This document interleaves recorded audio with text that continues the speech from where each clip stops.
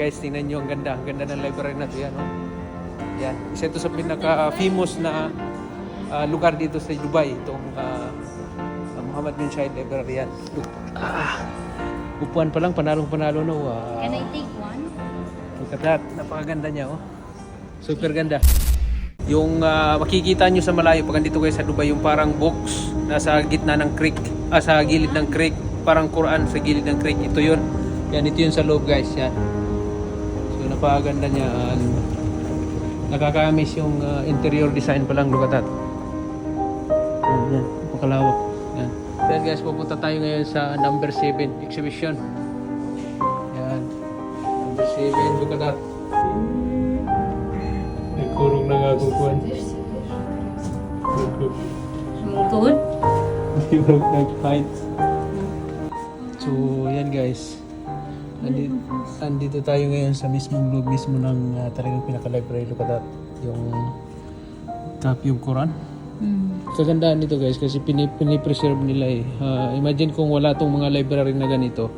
Itong mga text na to, bigla na lang ito mawawala eh. Maglalaho kasi hindi siya na-preserve. Ito yung kagandaan sa mga ganitong pag may mga library na ganito. Kasi yun nga, na-preserve natin yung mga historic na mga bagay.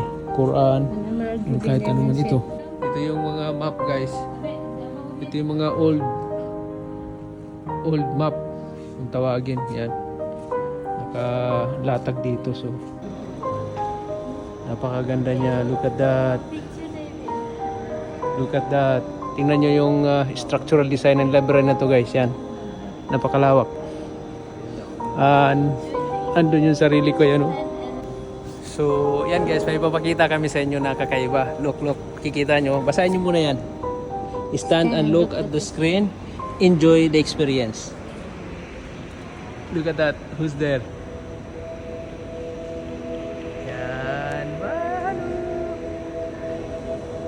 So, yan guys, andyan tayo sa, ngayon, sa Kalawakan. Yan. Yan yung Earth. Look. Si Madomo, tignan mo, parang anong ginagawa mo? Lumalangoy ka or yan. So, experience. Nasa space tayo. Look. Yan.